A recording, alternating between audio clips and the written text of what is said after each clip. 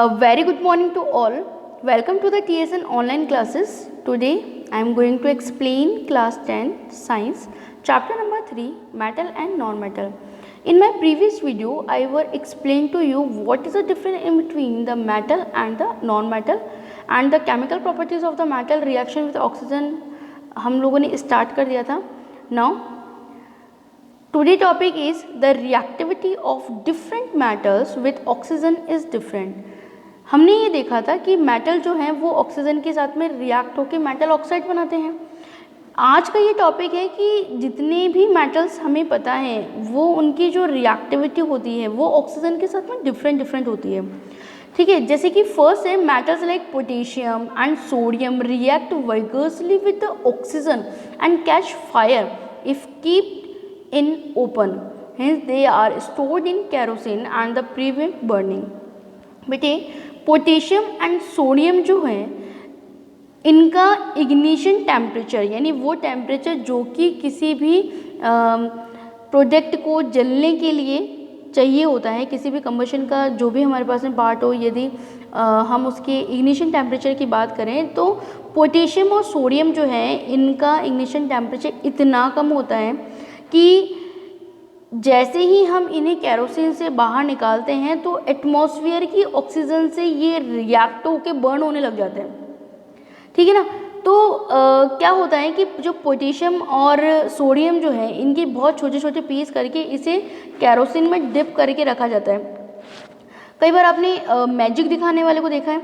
वो जादूगर क्या करता है, जैसे कि उसने पानी के अंदर सडनली आग लगा देता है, तो एक्चुअल के अंदर वहाँ पे कोई जादू नहीं होता, वहाँ पे साइंस होती है. और साइंस क्या करता है कि जो वाटर के अंदर वो क्या करते हैं, सोडियम के पीस डालते हैं. तो सोडियम जो है उसे वाटर के अंदर जो ऑक्सीजन प्रेजेंट है वहाँ से उसे ऑक्सीजन मिलता है और वो बर्न होने लग जाता है. और जो सामने की तरफ देख रहा है उसे क्या लग रहा है, अरे ये तो पानी के अंदर इन्होंने आग लगा दिया है ना, फायर जो है वो कैच कर लिया पानी ने. तो ऐसा नहीं होता, वहाँ पे साइंस होती है बेटे. ठीक है. तो जो सोडियम और जो पोटेशियम होते हैं ये एटमॉस्फेयर की ऑक्सीजन से भी रिएक्ट करके बर्न होने लग जाते हैं, इसीलिए इन्हें केरोसिन में डिप करके रखा जाता है. ये जो टॉपिक है, ये जो लाइन्स हैं, it's a very important. 1 marks और 2 मार्क्स का क्वेश्चन यहाँ से पुटअप होता है. लास्ट टू लास्ट ईयर भी इस टॉपिक से क्वेश्चन आया है. Now the next is if magnesium is heated it Burns with a bright flame. यदि हम मैग्नीशियम को जलाते हैं तो वो एक ब्राइट फ्लेम के साथ में जलने लगती है. If iron is heated it glows brightly. यदि हम आयरन को जलाते हैं, हीट करते हैं, तो ये बहुत ब्राइटली ग्लो करता है. If copper is heated it does not burn but forms a black coating of copper oxide. जो कॉपर है जब इसे जलाया जाता है, इसे हीट किया जाता है, तो ये तो जलता तो नहीं है, लेकिन इसके ऊपर ब्लैक कोटिंग आ जाती है कॉपर ऑक्साइड की. Silver and gold does not react with oxygen even at high temperature. Silver और गोल्ड जो है, सोना चांदी जो है, ये ऑक्सीजन के साथ में रिएक्ट करते ही नहीं हैं, भले ही टेम्परेचर कितना भी ज़्यादा हो. Some metals like magnesium, aluminium, zinc, lead, etc. forms an oxide layer over it which prevents further oxidation. They are called self-protecting metals. जो मैग्नीशियम है, एल्यूमिनियम, जिंक, लेड जो हैं, ये it's form an oxide layer over it which prevent further oxidation.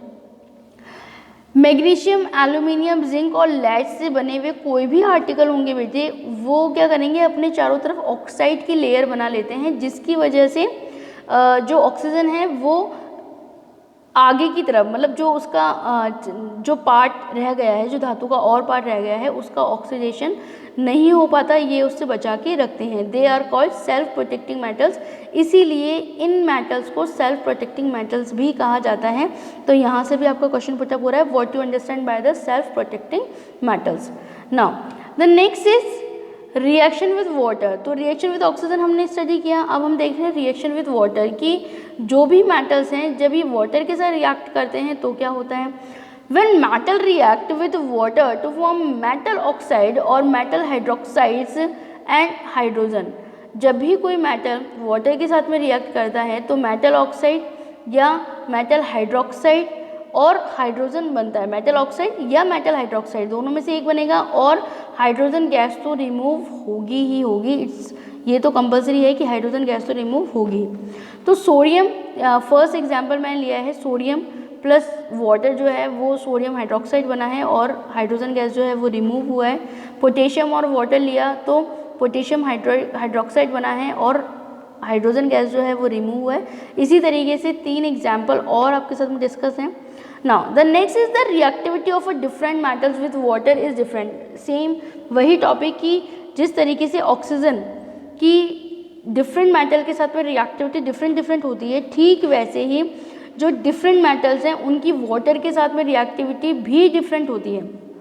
Sodium and potassium react violently with cold water to form sodium hydroxide and hydrogen and catches fire.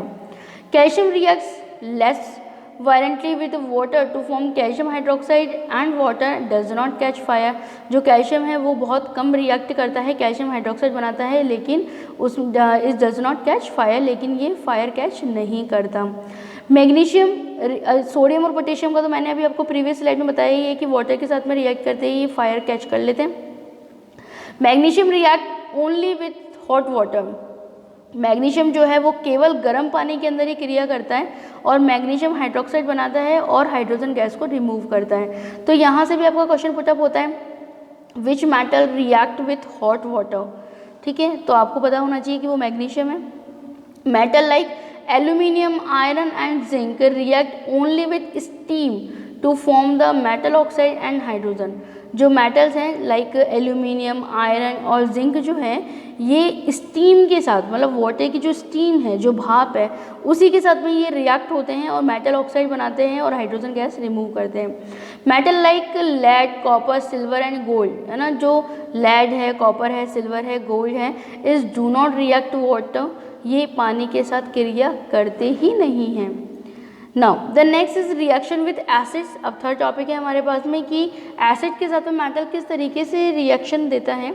Metals react with dilute acids to form salts and hydrogen. जब भी metal dilute acid के साथ में react करता है, वो acid कोई भी हो, ठीक है, वो HCl हो सकता है, वो और कोई भी हो सकता है, लेकिन वो डाइल्यूट होना चाहिए। तो डाइल्यूट एसिड के साथ में रिएक्ट करता है तो सॉल्ट बनता है और हाइड्रोजन गैस रिमूव होती है।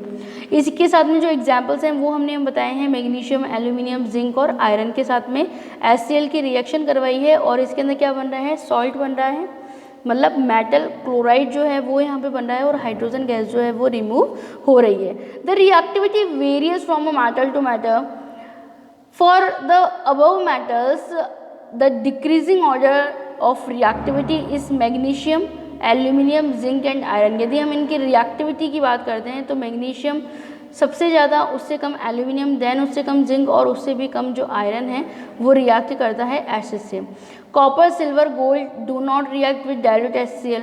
जो कॉपर है, सिल्वर है और गोल्ड है, ये डाइल्यूट HCl के साथ में तो रिएक्ट करते ही नहीं हैं।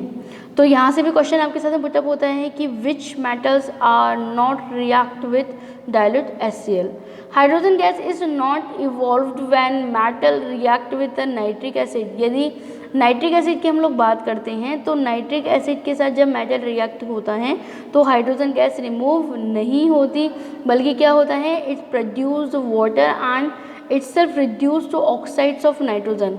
इस कंडीशन में जबकि HNO3 जो है वो रिएक्ट हो रहा है मेटल के साथ तो वाटर जो है वो बनता है और नाइट्रोजन के ऑक्साइड जो है, जैसे नाइट्रोजन ऑक्साइड NO2 जो है वो फॉर्म हो रहा है यहाँ पे। तो इस तरीके की रिएक्शन कंप्लीट होती है।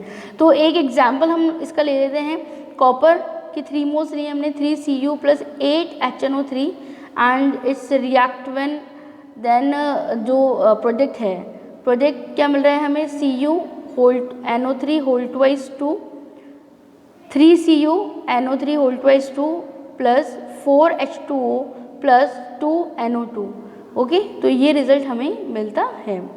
Reaction of metal with metal salt solution. यदि हम रिएक्शन की बात करें मेटल और मेटल सॉल्ट सॉल्यूशन के साथ में तो हमने ये देखा कि a more reactivity metal displaces a less reactive metal from its salt solution, displacement reaction हो जाती है यदि मेटल जो है वो मेटल सॉल्ट सॉल्यूशन के साथ में यदि हम उसकी रिएक्शन करवाते हैं तो वहाँ पे डिस्प्लेसमेंट रिएक्शन होती है और क्या होता है, हाईली रिएक्टिव मेटल जो है वो लोअर रिएक्टिव मेटल को अपनी जगह से डिस्प्लेस कर देता है। ठीक है, तो डिस्प्लेसमेंट रिएक्शन जो है वो हमने चैप्टर नंबर 1 के अंदर बहुत अच्छे तरीके से स्टडी किया है। नाउ नेक्स्ट जो साइड है हमारे पास में, उस स्लाइड के अंदर we are seeing here a reactivity series of metal की रिएक्टिविटी सीरीज जो है वो हम लोग यहाँ देख रहे हैं।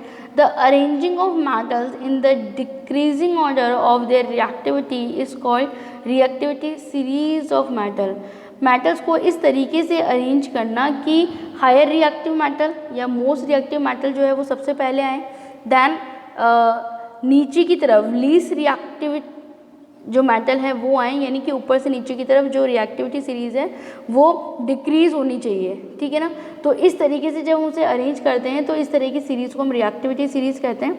और इसमें हम लोगों ने देखा कि पोटेशियम, सोडियम, कैल्शियम, मैग्नीशियम और एल्यूमिनियम ये सबसे ज़्यादा रिएक्टिव हैं, मोस्ट रिएक्टिव मेटल्स हैं।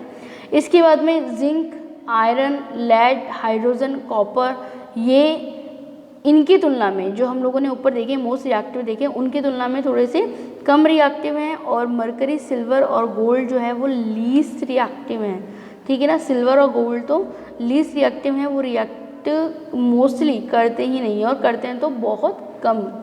ठीक है, तो ये reactivity series it's a very very very important slide. जो रिएक्टिविटी सीरीज़ है वो आप जिस तरीके से हम लोगों ने पीरियोडिक टेबल 1 to 20 मैंने आपको लर्न करवाया था, ठीक वैसे ही जो रिएक्टिविटी सीरीज़ है आप इसे अच्छे तरीके से लर्न कर लें। It's a very important topic और इससे क्वेश्चन पुटअप होते हैं।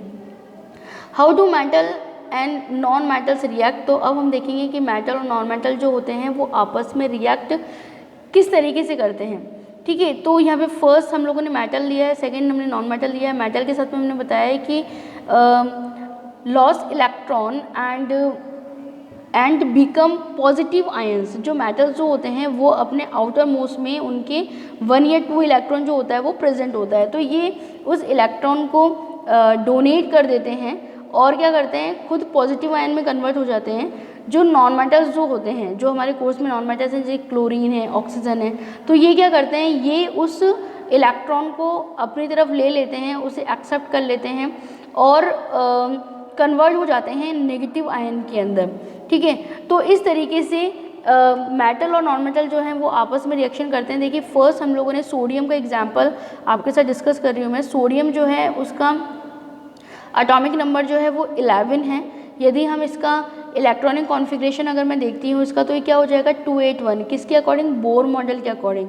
ठीक है, बोर का मॉडल क्या कहता है 281832, है ना। तो बोर मॉडल के अकॉर्डिंग इसके जो इलेक्ट्रॉन का जो शेल के अंदर हम लोग देखते हैं KLMN में, तो कितना आ रहा है 281 आ रहा है।